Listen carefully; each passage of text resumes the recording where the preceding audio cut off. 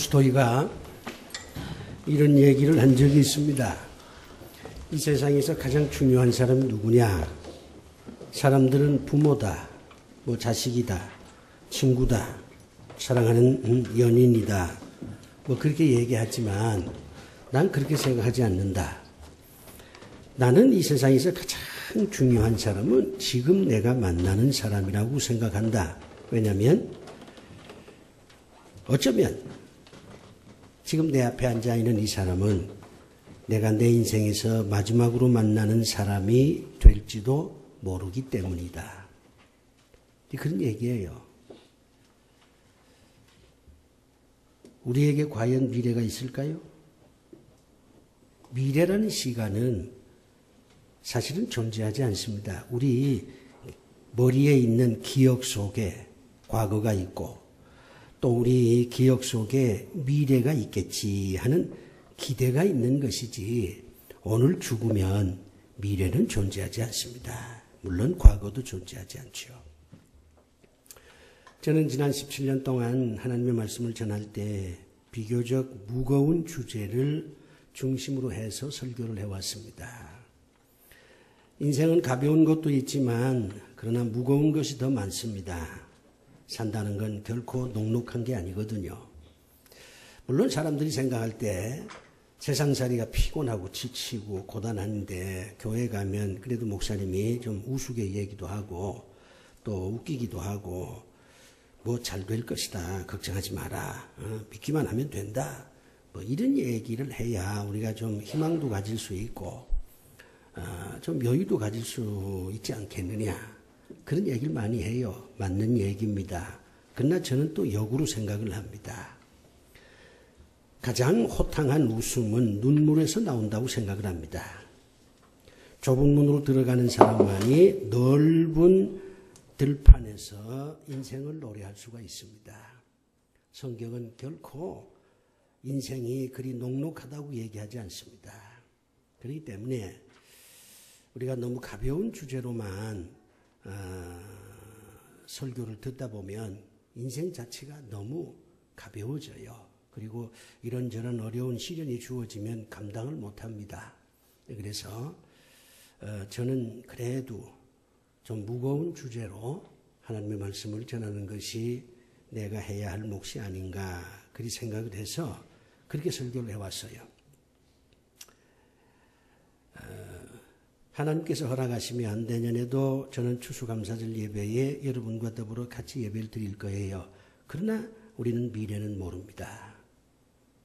그래서 시무하면서 마지막으로 추수감사절 설교를 하게 되는데 어떤 주제를 가지고 설교를 할까 많이 망설였어요. 추수감사절이니까 간단합니다. 하나님께 감사하라. 하나님께 감사하면 하나님께서 복을 주신다. 감사하는 사람이 행복하게 된다. 불평불만 한다고 해서 해결되는 거 있냐. 그러니 감사하며 사는 게 지혜다. 이렇게 얘기하면 되지요. 그런데 오늘도 저는 좀 더 무거운 얘기를 여러분에게 하려고 합니다. 내가 젊었을 때 가장 많이 생각했던 것은 예수가 아니었습니다. 저도 젊은 날부터 신앙생활을 했습니다.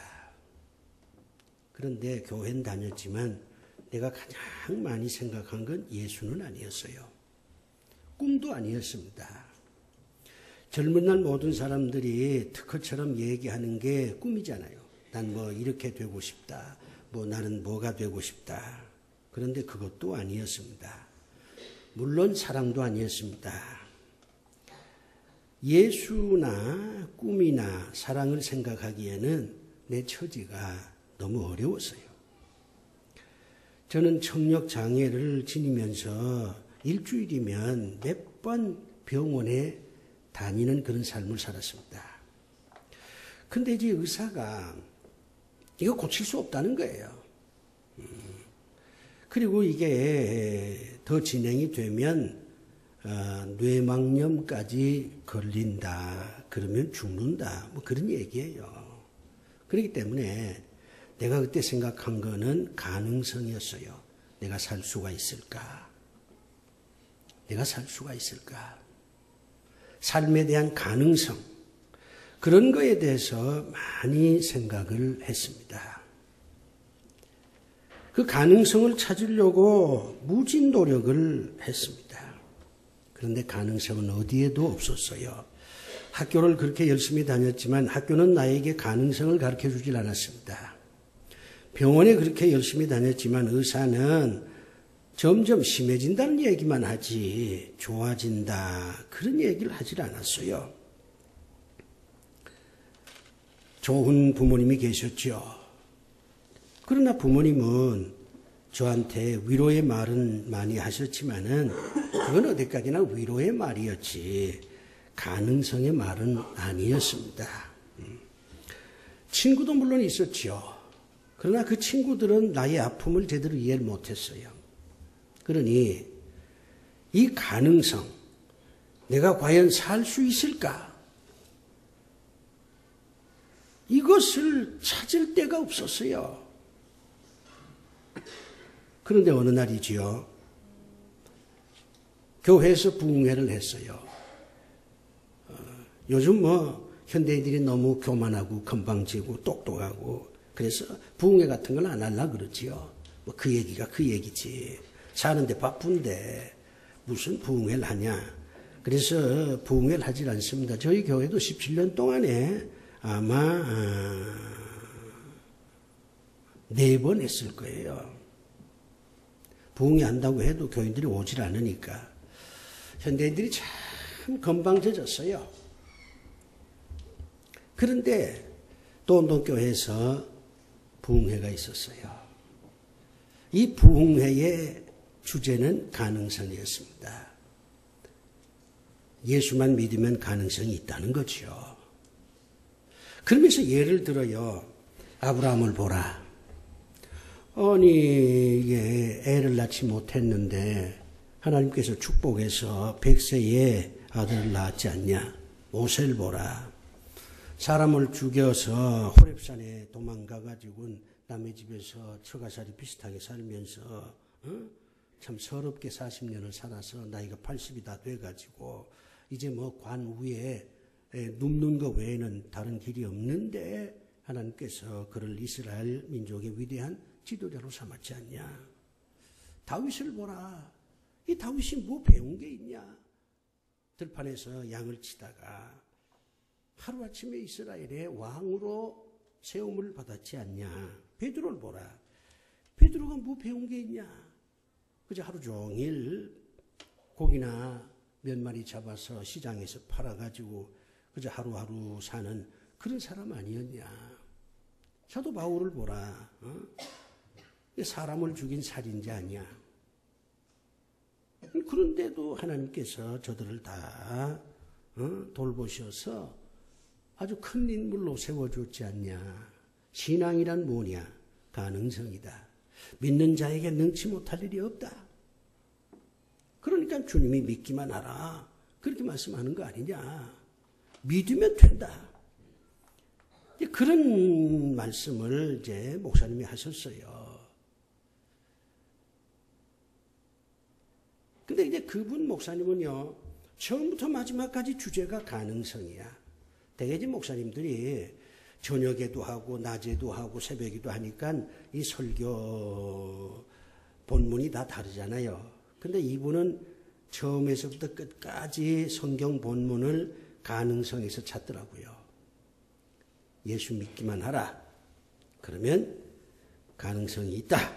그런 얘기예요. 전 거기서 희망을 얻었습니다. 예수를 믿기만 하면 나한테도 가능성이 있겠구나. 그 다음부터 예수에 대해서 관심을 갖게 됐습니다. 그리고는 끝내 예수를 통해서 가능성을 확인을 했습니다. 그리고 살았어요.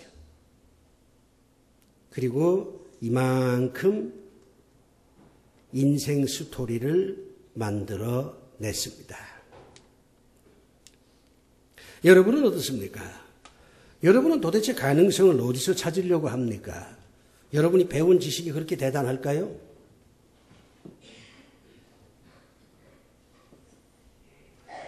여러분이 가지고 있는 경험이 여러분에게 가능성을 가져다 줄까요?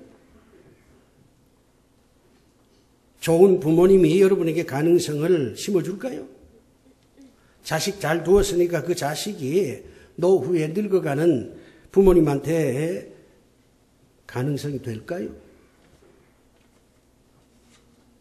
대한민국 정부가 가능성을 줍니까?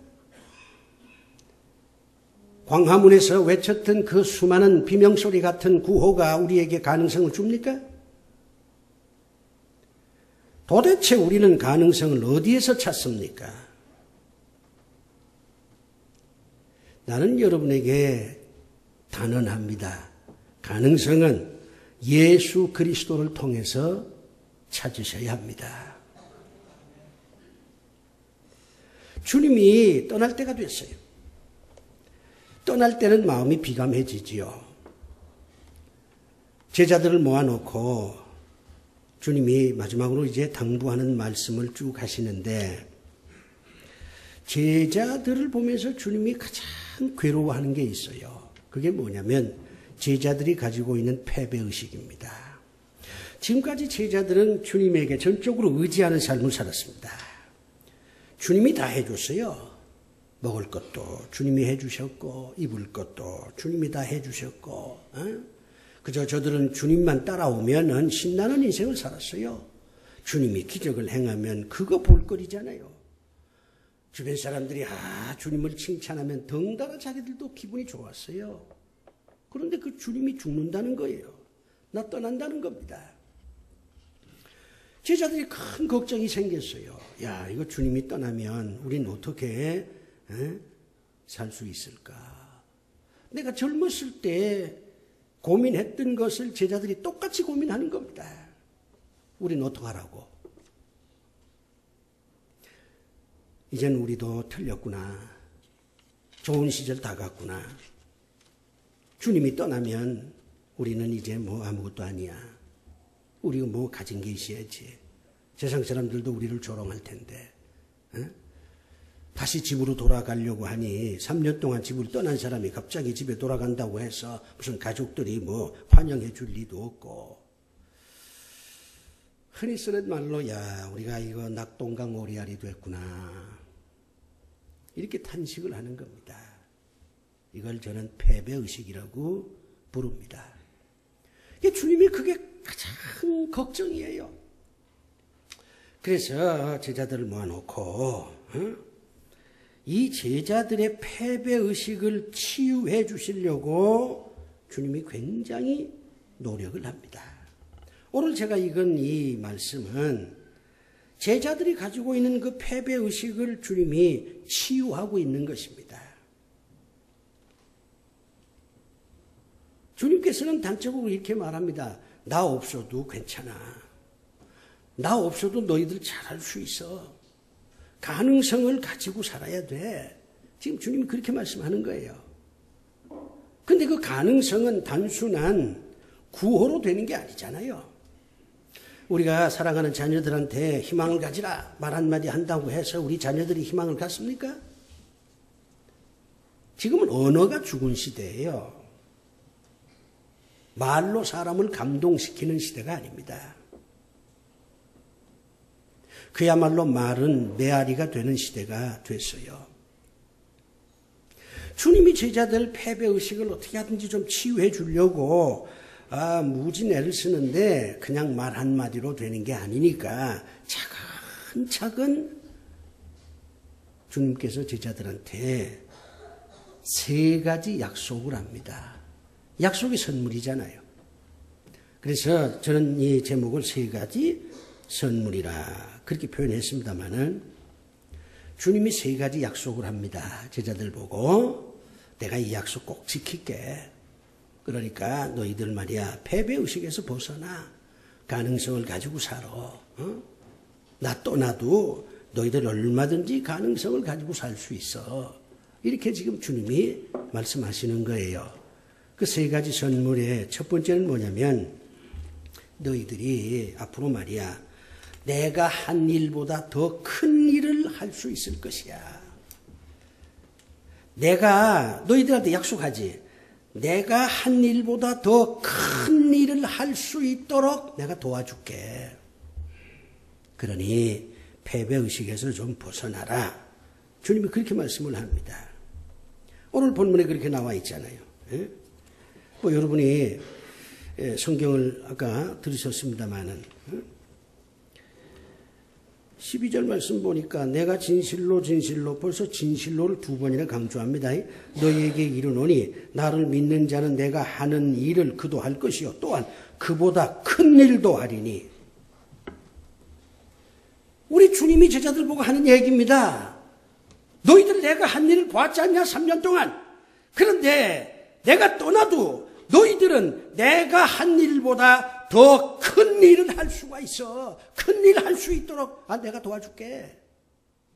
그러니 패배의식에서 좀 벗어나다오.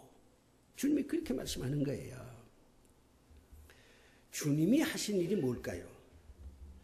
우리는 하나님의 말씀을 구체화시키는 그런 노력을 해야 됩니다. 막연하게 알아가지고서는 행동 규범이 안 돼요. 막연한 것은 방황의 원인이지 구체적인 행동의 동력은 되질 않아요. 구체적으로 뭘 알아야 우리가 어떤 행동을 하지 막연하게 알아서 되겠어요? 주님이 하신 일이 뭐냐?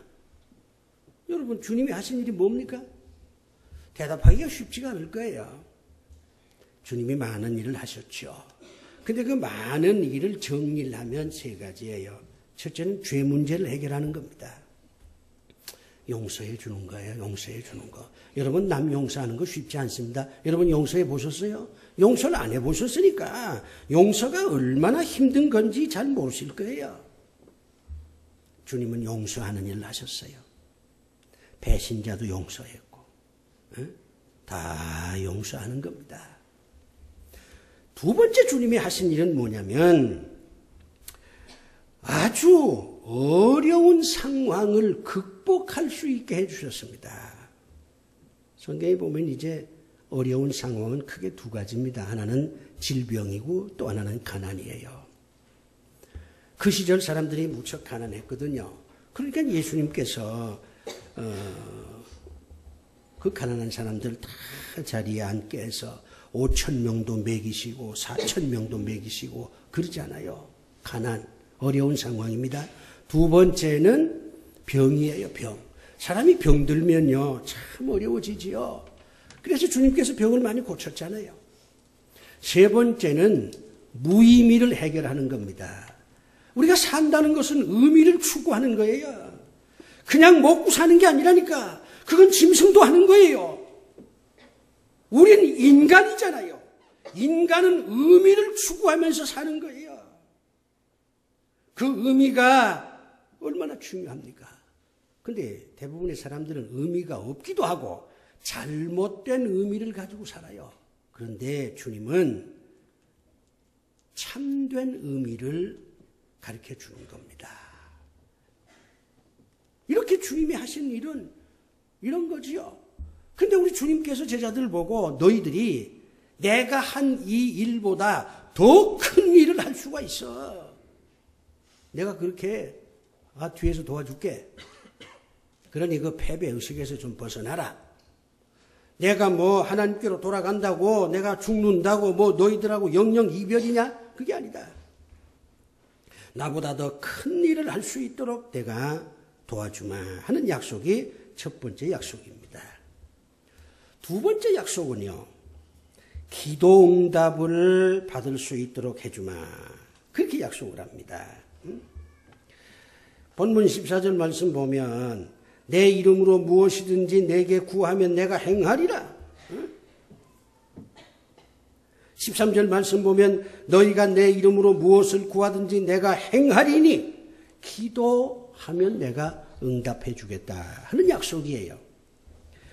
여러분이 살아보셔서 아시겠지만은 인생이라고 하는 건 불확실한 겁니다. 내일 일을 몰라요. 그러니까 톨스토이 같은 사람도 이 세상에서 가장 중요한 사람은 지금 내가 만나는 사람이라고 하는 역설적 진리를 강조하는 거 아닙니까? 내일은 모릅니다. 그것이 우리를 불안하게 만들어요. 그리고 갑자기 예기치 못하는 어려운 상황이 주어져요.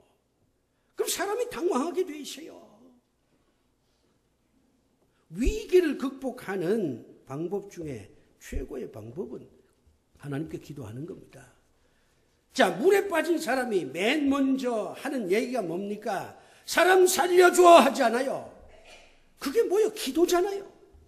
하나님 살려주세요. 이게 기도잖아. 그런데 아무리 하나님 살려주세요. 지나가는 나그네 보고 나 살려주시오 해도 살려주지 않으면 죽는 거예요. 소리 지른다고 되는 게 아니에요. 소리를 지르면 응답이 와야 돼요. 내가 이제 서울 유학을 올 때 그 국어 선생님 한 분이 계시는데 제가 그때도 국어는 잘했거든요. 나한테 그래요. 야, 너 서울 가면 굉장히 외로울 거야. 너 서울에 아무도 없잖아. 예, 아무도 없습니다.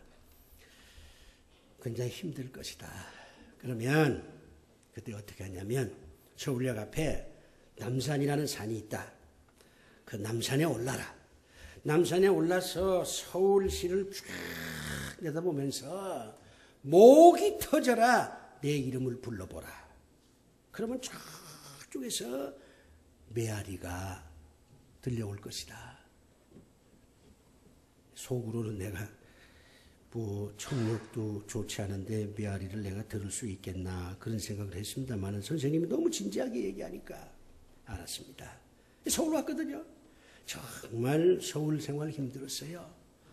그러니 그 선생님 말씀이 기억이 나. 그래서 내가 남산에 올라갔어요. 남산에 올라가니까 서울특별시가 보이더라고. 그 먼 하늘을 바라보면서 내 이름을 목 놓아 불러봤어요. 그랬더니 말이요, 진짜 뭔가 울리더라고. 근데 그게 고시영하는 그런 걸로 들리는 게 아니라 힘내라 하는 소리로 들리더라고.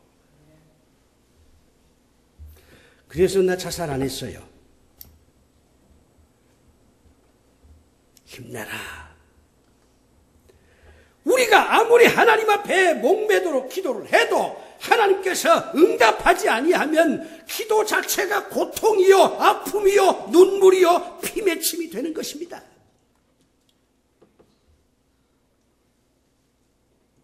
여러분 기도해 봤잖아요. 응답 못 받는 기도는 사람을 비참하게 만들어요. 그런데 오늘 주님이 뭐라고 그럽니까? 너희가 기도하면 내가 응답해 줄게. 약속하는 거예요. 이게 가능성이잖아요. 제가 이제 은퇴하고 나면 뭘 할 것이냐 하는 거에 대해서 내 나름대로 생각을 많이 합니다. 할 일이 제법 있어요. 근데 그 가운데 하나가 우리 교인들을 위해서 기도하는 겁니다. 난 여러분을 위해서 기도할 자신이 없어요. 할 필요도 없고 뭐 잘 되는 사람들을 위해서 기도할 필요가 뭐 있겠어요. 근데 내가 이렇게 우리 교인들을 살펴볼 때 정말 내 가슴에 정말 하나님 이 사람 좀 어떻게 살려주세요. 이 사람은 정말 하나님이 도와주셔야 됩니다. 이 사람이 정말 잘 되면 우리 교회에 큰 도움이 될 것입니다. 헌금도 많이 할 것이고 교회 봉사도 잘 할 것이고 그런 사람이 한 5명 있어요. 내 가슴에. 정말 이 사람이 잘 됐으면 좋겠어. 이 사람이 잘 되면 우리 부활교회가 잘 될 테니까. 그래서 내가 이 사람을 위해서 집중적으로 한번 기도원에 가서 일주일에 한 번이든 한 달에 한 번이든 내가 하나님 앞에 정말 무릎 꿇고 기도를 해봐야 되겠다. 그런 생각이 들어요.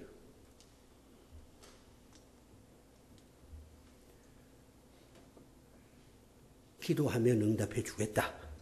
하나님이 그리 말씀을 하니까 때가 되면 이루어 주시지 않겠나 그런 생각을 해봅니다. 제가 이제 그 대학 다닐 때는 이제 그때도 비행기는 있었습니다만은 뭐 돈이 없으니까 배 타고 다니잖아요. 여기서 목포 가서 목포에서 삼양호라고 하는 배 타고 제주도 가는데 이게 풍랑이 일면요 그야말로 이게 장난이 아니야. 그러면 배 안에서 하나님 살려주세요. 그렇게 기도한 거야. 참 기도 많이 했어요. 그런데 결론은 기도하면 하나님께서 응답해 주신다는 것입니다. 누가 나에게 묻기를 어째서 여기까지 왔느냐 물으면 내가 하나님 앞에 기도할 때마다 하나님께서 응답해 주셨기 때문에 내가 여기까지 왔노라.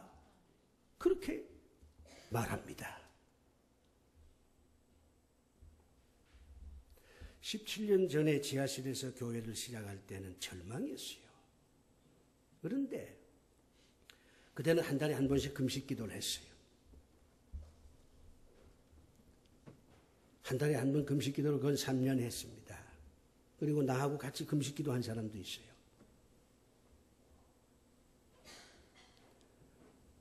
우리 그때 목사님 한 분이 계셨는데 그 목사님이 나이가 드셔서 은퇴한 분인데 하루 날 불러요. 고 목사 이제 금식 그만하라. 나이가 들어서 금식하면 위가 나빠진다. 하나님께서 충분히 고 목사 기도를 들으셨을 테니까 이제는 밥 먹고 기도래. 그렇게 말씀해서 제가 금식을 중단을 했어요. 오늘 주님이 제자들 보고 말합니다. 패배의식에서 사로잡히지 마라. 너희가 기도하면 내가 응답해 주마. 내 이름으로 기도하면 내가 가만히 있지 않아. 너희가 내 이름으로 기도하는데 내가 팔짱만 끼고 서 있지 않아. 너희들 기도가 이루어지도록 내가 뒤에서 도와줄게. 그러니 나 없다고 패배의식에 사로잡히지 마라. 그렇게 말씀하는 거예요. 우리 부활교회가 새 시대로 접어드는 건 틀림없습니다. 그것을 나는 진보와 발전이라고 생각합니다. 그런데 이게 사람만 바꿔줘서 되는 게 아니에요. 사람이 바꿔짐과 동시에 성도들이 열심으로 기도를 해야 복지교회의 꿈이 이루어집니다. 세 번째 우리 주님이 이런 얘기를 합니다. 내가 말이지 너희들한테 성령을 보내줄게. 보혜사라고 본문에 나와 있잖아요. 16절에 내가 아버지께 구하겠으니 그가 또 다른 보혜사를 너희에게 주사 영원토록 너희와 함께 있게 하리라. 나는 간다마는 내가 너희들한테 보혜사를 보내주마. 그 보혜사 성령이 너희와 함께 있을 것이다. 그러니 절대로 외롭지 않을 것이야. 그 보혜사 성령이 너희들을 도와줄 것이야. 그러니 패배의식에서 좀 벗어나라. 그렇게 말씀하는 거예요. 이 보혜사 성령이 하는 일이 참 많습니다. 굉장히 많아요. 그 가운데 이제 가장 대표적인 걸 세 가지로 제가 요약을 좀 해드릴게요. 우리를 인도하는 겁니다. 인도하는 거예요. 여러분 빌립보 교회가 어떻게 세워진지 아시죠? 사도 바울이 이제 드디어 선교를 하려고 작정을 했는데 아시아 쪽으로 가려고 했어요. 아시아 쪽으로. 그런데 밤에 말이요. 꿈에 마게도니아 사람이 나타나가지고 우리를 빨리 도와달라. 지금 우리가 아주 죽을 지경이다. 그렇게 얘기를 해요. 그래서 바울이 내가 이거 아시아 쪽으로 가서 복음을 전하려고 했는데 하나님께서 야 글로 가지 말어. 유럽 쪽으로 가야 돼. 이렇게 인도하시는구나. 그래가지고 방향을 틀었어요. 틀어서 유럽 쪽으로 와가지고 맨 처음 세운 교회가 빌립보 교회입니다. 바울은 나중에 고백합니다. 성령의 인도를 따라서 내가 아시아 쪽으로 가지 아니하고 유럽 쪽으로 가서 빌립보 교회를 세웠노라. 성령이 인도했다는 거죠. 미래가 불확실한 거는 어디로 가야 할지를 모르니까 그렇잖아요. 여러분 등산해 보셨어요? 등산해 보면요, 이게 등산길이 있으면 편안해요. 글로 올라가면 정상까지 가니까. 근데 안개가 아니면 비바람 어쩌다가 길을 잃어버리면 그다음부터 두렵잖아요. 내가 어디로 가야 할지. 그런데 성령께서 인도해 주신다는 겁니다. 두 번째가 보호입니다. 보호. 헤롯이 베드로를 죽이려고 했습니다. 그래가지고 베드로를 잡아가지고 감옥에 집어넣었어요. 내일이면 베드로의 목을 자르려고 결심을 했습니다. 그런데 그날 밤에 성령이 나타나잖아요. 그래서 베드로를 탈출시킵니다. 누가 나를 보호해 줍니까? 아들이 나를 보호해 줄까요? 내가 사랑하는 그 사람이 나를 보호해 줄까요? 다 자기 계산대로 살 텐데, 심지어 아들, 딸들도 다 자기 계산대로 살 텐데, 내가 사랑한 여자도, 내가 사랑한 남자도, 내가 사랑한 친구도, 나하고 중마고우라고 얘기하는 사람도 결정적인 순간에는 자기 이익에 따라서 움직일 텐데, 누가 나를 보호해 줍니까? 그런데 주님이 제자들 보고 하는 얘기예요. 다른 사람이 다 너를 버릴지라도 말이야, 성령께서 버리지 아니해. 성령은 너희와 영원히 동행하실 것이야. 여러분 응답해 주세요. 성령께서 여러분과 동행하실 줄로 믿습니다. 응답해 주세요. 성령께서 우리 부활교회와 동행해 주실 줄로 믿습니다. 한 번 더 해주세요. 성령께서 새로 오시는 목사님과 동행해 주실 줄로 믿습니다. 그러면 뭐가 겁이 나요? 자신감이 생겨요. 또 하나는 지혜입니다. 우리가 똑똑한 척 해도 헛똑똑이라는 말이 생기지 않아요. 누가 그래요? 머리를 너무 돌려서 이상하게 갚버린다고. 잔머리 굴린다는 말도 생기잖아요. 인간의 머리는 별거 아닙니다. 인간의 머리는 별거 아니에요. 하나님이 주시는 지혜가 필요합니다. 바울은요, 평생 소원이 뭐냐? 로마로 가서 복음을 전하고 싶었던 거예요. 로마 제국, 세상을 지배하는 로마 제국의 한복판에 서서 예수를 믿으라고 외치다가 거기서 죽고 싶은 것이 이 바울의 소원이었습니다. 나는 로마로 가리라, 나는 로마로 가리라 그렇게 외쳤지만은 로마로 갈 길이 없어요. 그런데요, 하나님께서 사도 바울을 보고, 야, 너 뭐 그렇게 로마로 가고 싶은데, 아니 가는 길이 있어. 너 로마 시민권 가졌잖아. 그러니 말이야, 누가 너를 잡아가면 그 사람들이 당신 죄가 없어, 나가, 그렇게 하더라도 나는 로마 시민권을 가졌으니까 황제에게 직접 호소해서 황제에게 재판을 받고 싶습니다. 그렇게 얘기하라. 그러면 너는 로마 시민권을 가졌으니까 결국에는 로마의 군인들이 너를 호위해서 로마로 데리고 갈 거야. 그러면 먹고 자는 거 다 해결되잖아. 네가 로마로 가는데 널 괴롭히는 사람 다 로마 군인들이 다 제압할 거 아니야. 너 편안히 로마로 갈 수 있어. 너한테는 시민권이 있잖아. 근데 그 시민권 그거 한번 잘 써먹으면 되잖아. 하나님께서 바울에게 그런 지혜를 줬어요. 바울이 무죄가 결정이 됐어요. 석방하라고 얘기합니다. 그래도 바울은요, 나는 황제에게 재판을 받고 싶소. 그렇게 얘기를 해요. 로마 시민권을 가진 사람은 최종심이 황제가 하는 겁니다.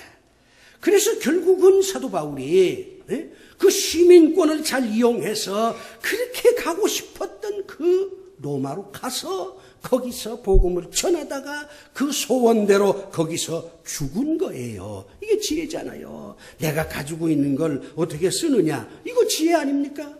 뭐 가지고 있는 것도 제대로 쓰지도 못하는 사람 많아요. 사랑하는 교회 여러분, 가능성이 문제입니다. 인생 포기하지 마세요. 우리 주님께서 오늘 여러분들에게 3가지 선물을 주셨어요. 그 선물을 여러분이 받으면 잘 써야 돼. 에? 그렇잖아요? 어떤 분이 저한테 만년필 선물했어요. 아주 좋은 만년필이요. 요즘 이렇게 스마트한 시대에 만년필이 뭘 쓸모가 있겠냐. 그렇지 않습니다. 나는 구식이니까 훨씬 만년필이 편해요. 그러면 누구 기다리다가도 글을 쓸 수 있지. 또 글 쓰는 촉감이요. 이거 써본 사람만 압니다. 아주 또 기가 막혀요. 그러니 그 만년필 선물 내가 감사하게 생각하지요. 그 만년필로 내가 하나님을 영화롭게 하는 글을 써보리라. 이렇게 다짐하는 거예요. 선물은 이용을 해야지요. 그렇지 않습니까? 사랑하는 사람이 나한테 무슨 장밋빛 스카프를 선물로 줬으면 그걸 목에다 둘러야지. 하나님이 나한테 이렇게 3가지 선물을 줬다면 그 선물을 잘 활용해서 이 부서진 인생을 다시 세우고 절망에서 가능성으로 탈출해야지.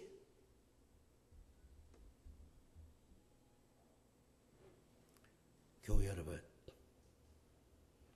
오늘 이 감사절날 하나님께서 여러분에게 3가지 선물로 여러분을 기쁘시게 하는 줄로 믿습니다.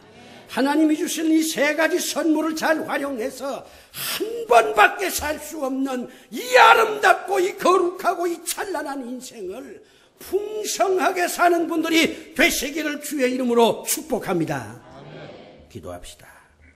아버지여, 이 몸이 젊은 날에 가능성을 찾아서 그렇게 헤맬 때 하나님께서는 예수를 믿기만 하라. 예수가 너에게 선물을 줄 것이고 그 선물로 너는 가능성을 찾아서 아무리 어려운 상황 속에서도 살 수가 있을 것이다. 그렇게 말씀을 하셨는데 이제 사랑하는 교우들에게 하나님이 주신 3가지 선물을 오늘 전했나이다. 저들이 이 3가지 선물을 통하여 풍성한 삶을 살게 하여 주시옵소서. 예수님 이름으로